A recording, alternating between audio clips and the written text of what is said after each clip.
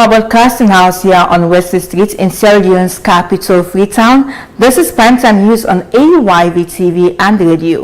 You're watching us on Channel 33 on DSTV Channel 399 and listening to us on frequency modulation 101.7. Let's start with tonight's headlines. President Bio addresses the nation on the upcoming vote of the Constitution of Sierra Leone Amendment Bill. Let honorable members vote yes, not for a party, not for an individual, but for the people and future of democracy in Sierra Leone. Ministry of Basic and Senior Secondary Education begins training to improve services of the National School Feeding Program in Bo. You gather here as nation builders. You gather as the architect of Sierra Leone's future. AYV looks at President Bio's announcement of the West Africa Integration Investment Summit during the state opening of the 4th session of the 6th Parliament in the Second Republic.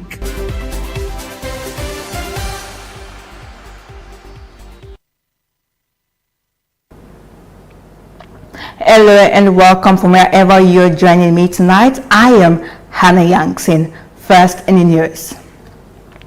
President Julius Maada Bio has delivered a major national address on SLBC ahead of a crucial vote on the Constitution of Sierra Leone Amendment Bill 2025, calling it the culmination of more than 2 decades of national dialogue. President Bio urged the members of Parliament to set aside partisan politics and vote yes for the bill, highlighting key reforms including a mandatory 30% quota for women, proportional representation, and stronger electoral institutions.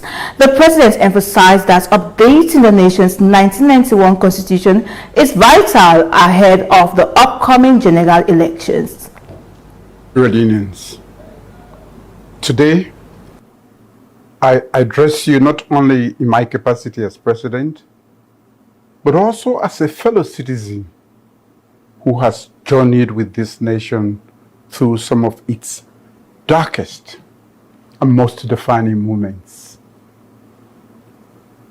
I want to speak to you today about the Constitution of Sierra Leone Amendment Bill, a historic piece of legislation that represents the culmination of decades of national dialogue and offers Parliament an opportunity to strengthen our democracy for generations to come. The Lomé Agreement called for the review of our Constitution. By ratifying that agreement into law through the Lomé Peace Agreement Ratification Act 1999, we recognized that the 1991 Constitution, although historic and important, did not fully address the aspirations of a nation emerging from conflict and seeking greater inclusion, justice, stability, and accountability. The Truth and Reconciliation Commission, established to examine the cause of our civil war, reached a similar conclusion. For more than 2 decades, successive governments, commissions, civil society organizations, and ordinary citizens have sustained the call for constitutional reform. The constitutional review process began under the late President Ahmed Tijan Kaba of blessed memory, who established the Dr. Peter Tucker Constitutional Review Committee. The committee submitted its report to former President Ernest Bai Koroma, who concluded that a broader and more inclusive process was necessary. He therefore established the Justice Edmund Cowan Constitutional Review Committee. The Cowan Committee, an 80-member body, undertook the most extensive constitutional review in our nation's history. Between 2013 and 2017, it conducted more than 10,000 public consultations across the nation, engaged 133 stakeholder groups, received 150 position papers, broadcast over 20,000 hours of airtime, and distributed more than 70,000 consultation forms throughout every district in this country. That was a truly national process, not a partisan exercise. The committee submitted its report to former President Nkrumah in 2017. When my government assumed office in 2018, we did not abandon that work, nor did we seek to begin the process anew. We built upon the foundation already laid. As I have consistently stated, our determination has been to bring this long-standing national assignment to completion. Now, I ask Parliament to take the next historic step, to give Sierra Leone a stronger and more inclusive constitution. This is the moment to rise above politics. This is the moment to honor the sacrifices of our people. This is the moment to complete a process that has continued across successive administrations and endured for more than 2 decades. I therefore make a clear and solemn appeal. Let this bill be passed now. Let honorable members vote yes, not for a party, not for an individual, but for the people and future of democracy in Sierra Leone. May history record that at this critical hour, Parliament chose country over division, progress over stagnation, and a stronger democracy for generations to come. I thank you all. God bless you. God bless the Republic of Sierra Leone, the land that we love.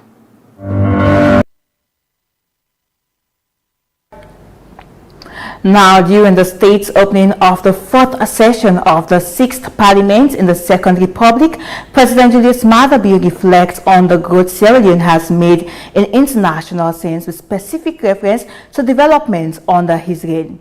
According to him, Sierra Leone's international engagement must ultimately deliver tangible benefits at home, including investment, job security, skill, and wider markets for Sierra Leonean businesses, as those will be the standard by which our citizens will judge Sierra Leone's leadership and engagement with the world. But key in his speech was the announcement of the West Africa Integration Investment Summit, which will be held in Lungay this November. Let's have the highlights. Sierra Leone's journey from war to peace and regional leadership has strengthened our international standing. We have promoted engagement with Burkina Faso, Mali, Niger, regional trade and infrastructure, food and health security, and opportunity for young people. In November 2025, during Sierra Leone's tenure on the United Nations Security Council, I chaired a high-level debate on regional peace and security, bringing West Africa's priorities to the center of global deliberations. Our ECOWAS Authority chairmanship concluded with the media statutory meeting and 69th ordinary session in Lungay.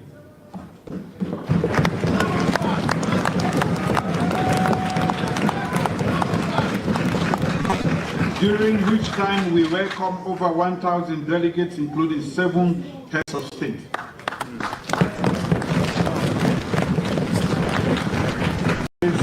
We placed Sierra Leone at the center of regional decision-making and supported local hotels, transport providers, caterers, and other businesses. I thank the officials, security personnel, volunteers, businesses, and citizens whose dedication made this occasion possible. The newly commissioned state-of-the-art Julius Maada Bio International Conference Center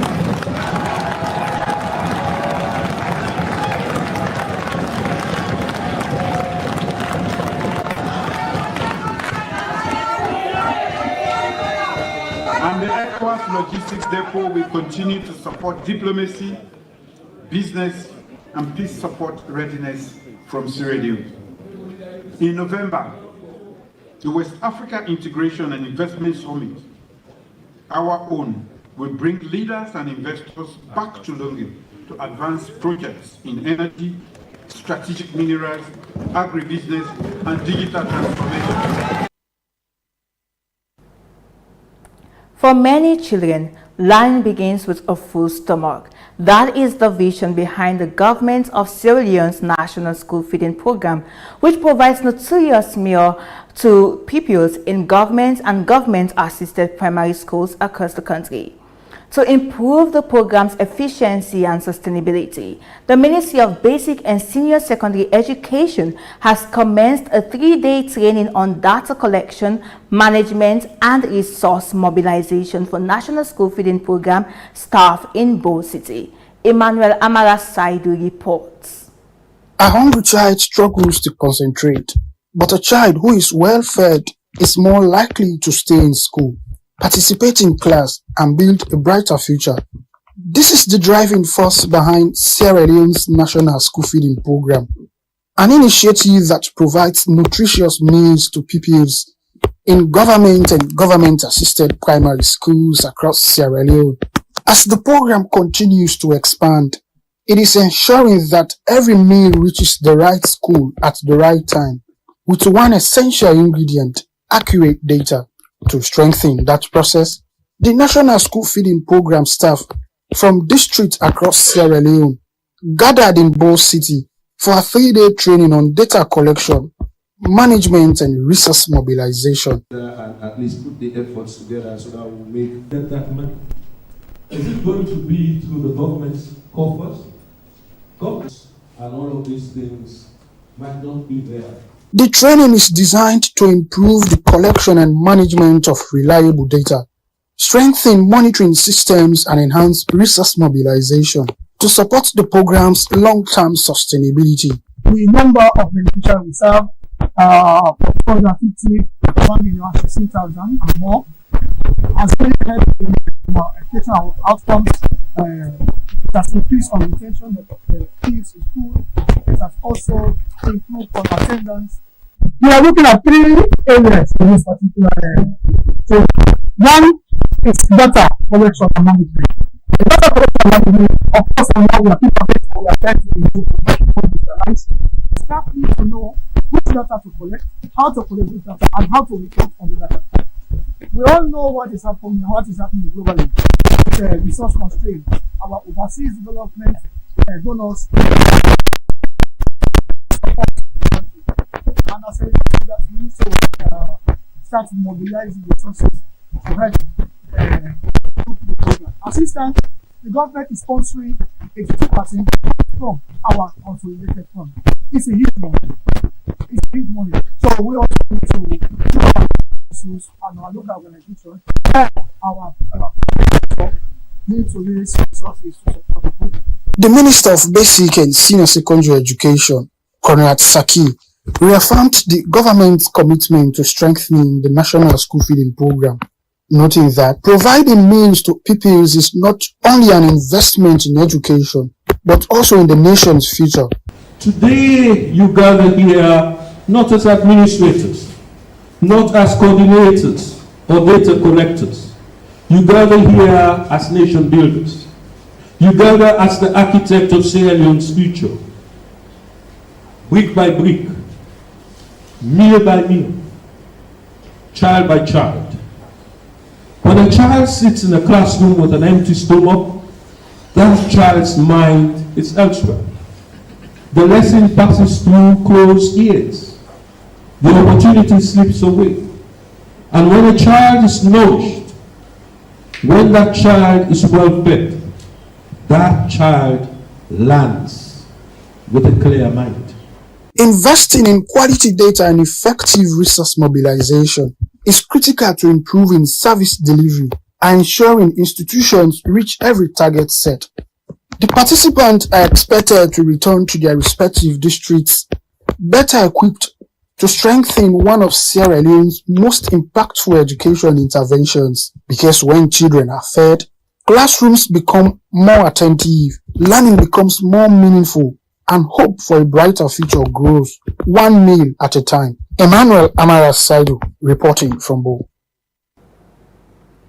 She for Peace, a youth partnership for peace and development, Francis Koma Foundation and IBTK Foundation, in partnership with over 36 youth-led organizations, have held a pre-training session for young people at Yakan Hall ahead of International Youth Day 2026. The training focuses on community engagement and key issues including mental health, climate change, and the Sustainable Development Goals, with participants expected to take their knowledge into the Kube community and create meaningful impact. Let's have the highlights. So the program we're having today is a pre-session of how the International Youth Day is going to be like under the Secure Empowerment for Peace, She for Peace banner. So today we have a training session to tell all the volunteers how they're supposed to handle the activities that we're going to have. Because we're targeting the SDGs, the Sustainable Development Goals, we're having a training on mental health, a training on climate change, and everything that just joins into that. So we're having a pre-training today here. So it's going to impact the community, firstly, because we already know the issues, and this community we're targeting, Kube, they're the ones suffering from the climate change more than all the other ones that are up the land, because we know they're near the water, and where they stay is not that is not that effective or nice. So because of how we're going to them, telling them what and what not to do in their environment or what not to do in their community will help them a lot. Number one, it also has to do with trash, the throwing of rubbish or the throwing of waste products in the drainage system. You know, Sierra Leone, we do not have a very good drainage system. So we'll tell them what to do and what not to do, what to eat, and how to live in a very conducive environment. Well, this will best prepare me for me to be able to give the correct information, because it is very important when going to the slum community to give proper and correct information. We want to tell stories that will impact lives at the Kube community. So we are not just going there to educate them. We are not just going there to, create awareness or sensitization. We are going there to have fun with them, for them to also understand that they belong in the society, that they can do fun things, that they should be able to dream or to achieve whatever it is that they want to achieve in life. The National Commission for Persons with Disability, in collaboration with One Family People and with support from Lillian Funds, has held a dialogue on community-based rehabilitation in Sierra Leone. The dialogue brings together key stakeholders to discuss ways of strengthening rehabilitation services within communities, promoting inclusion and improving access to support for persons with disability and their families. So these engagements, like how they all say, now one of the drive to ensure saying whatever we do around disability issues, they really deal with community of people with disability. Now we all drive the change. Now we all get the conversations. Now all take the decisions. Now all identify the path forward of it. We're talking about community-based rehabilitation as something led by the community. And other than the community, organizations of people with disability, and we all have people with disability, we are members of the community. So you got to start first from we. What do we know, what do we want to do, what do we believe, and what's our conviction. Then kind of engagement here, not to just ordinary engagements. The engagement we built on how we can build the resilience, the active participation, and the service benefits to services for people with disability. If we are not at the center of whatever conversation, makes no difference. I still see a lot of stigma even amongst the disability community, right? So there's still a lot of misunderstanding that maybe picking who get that like big heads, and I would call that like hydrocephalus, all man's even person with other disability, they just still call them devil picking, right?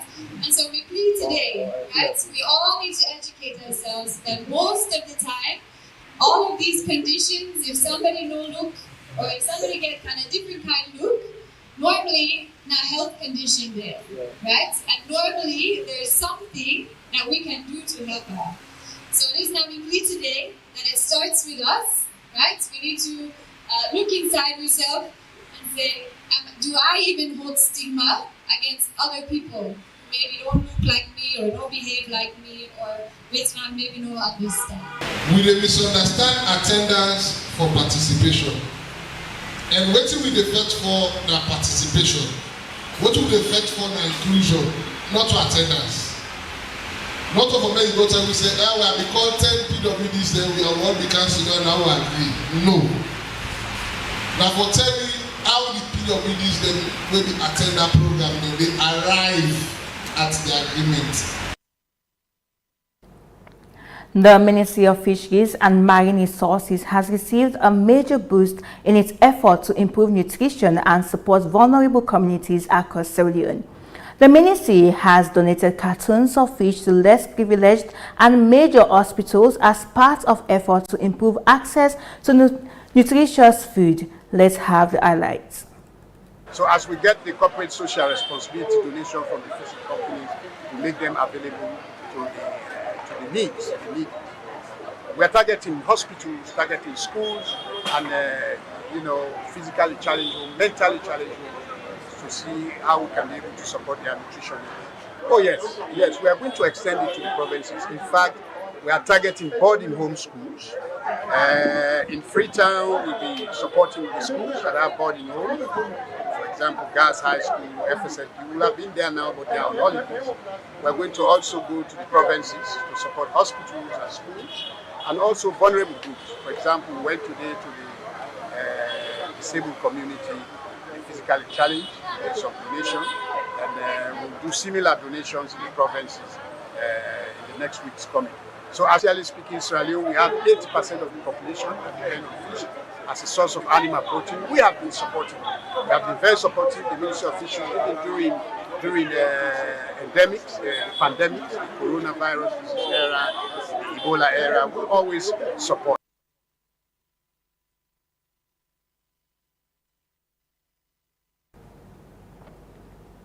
You're watching Primetime News on AYV TV and radio. Stay tuned for more stories after the break.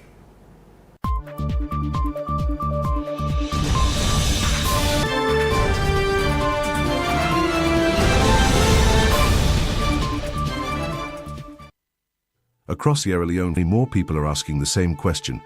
Why buy fuel anywhere else when Cornex gives you more?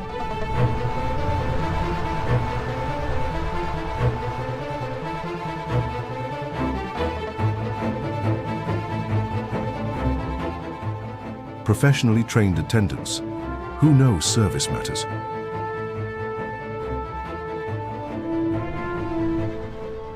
Conex Fuel, a litre is a litre, every single time.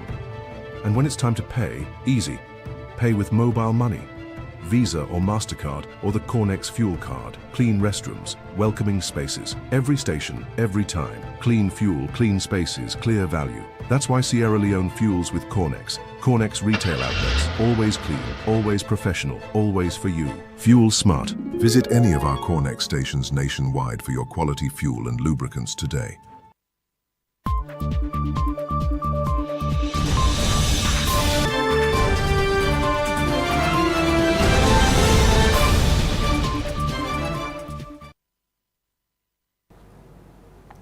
Welcome back. I am Hannah Yangsin and this is AYV's Primetime News. Thank you for joining us tonight. Let's take more stories.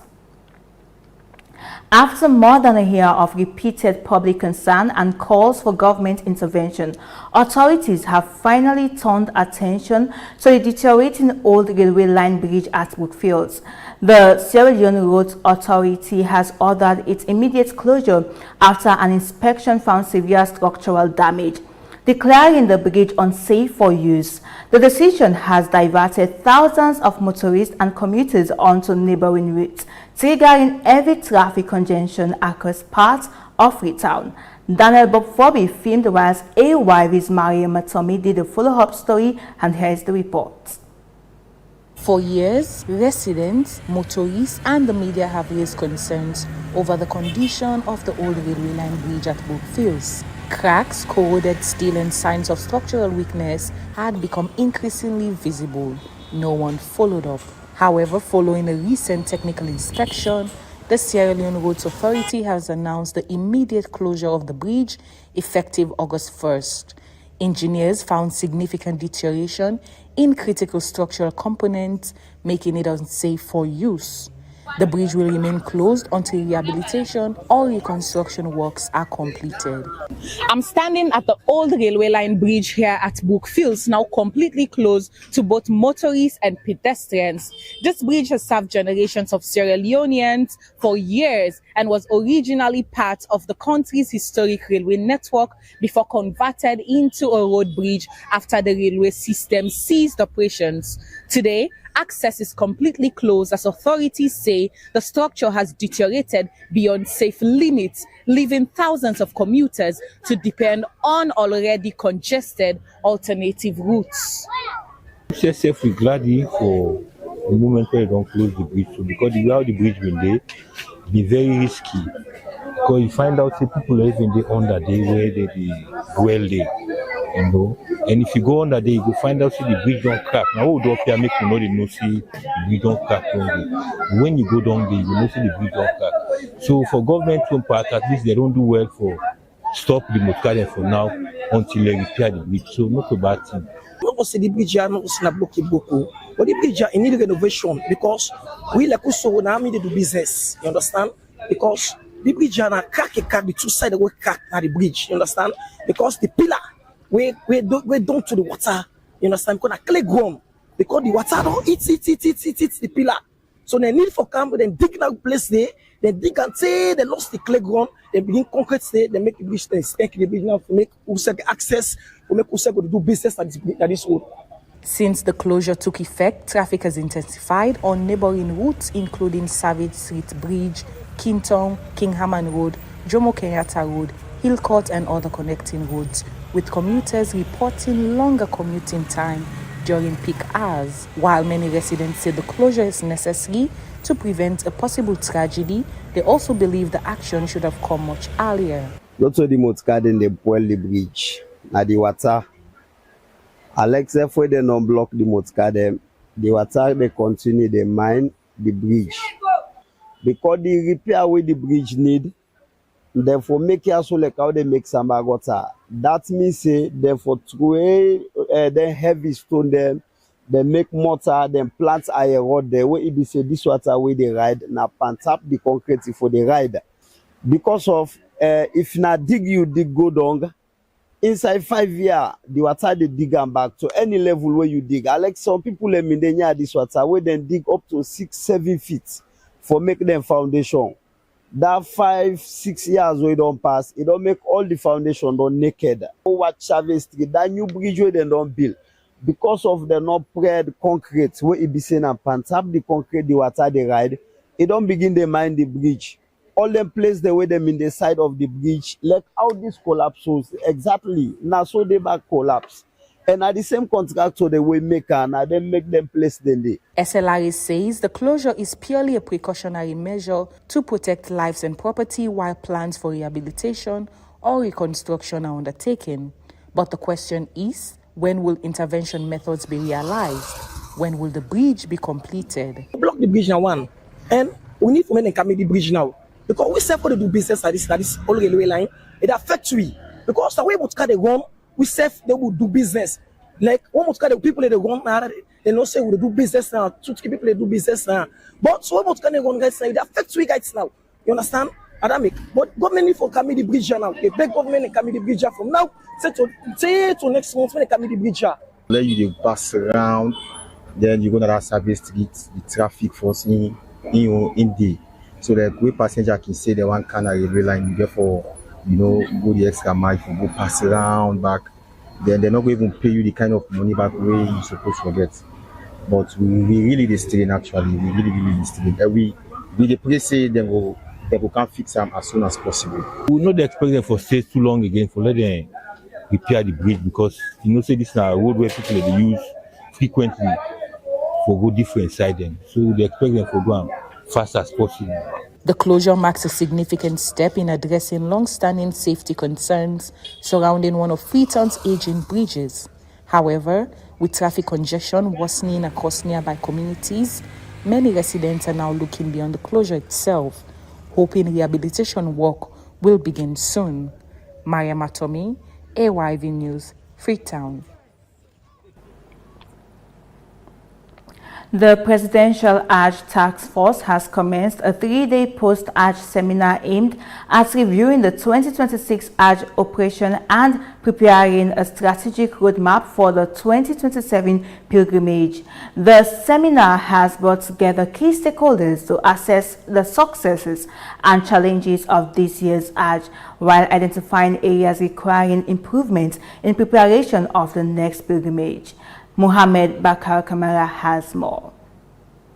The Presidential Hajj Task Force is bringing together stakeholders for a comprehensive review of Sierra Leone's 2026 Hajj operation, with particular focus on lessons learned and preparations for the Hajj 2027. The 3-day post-Hajj seminar provides an opportunity for stakeholders to assess the entire Hajj process and discuss practical measures to improve future operations.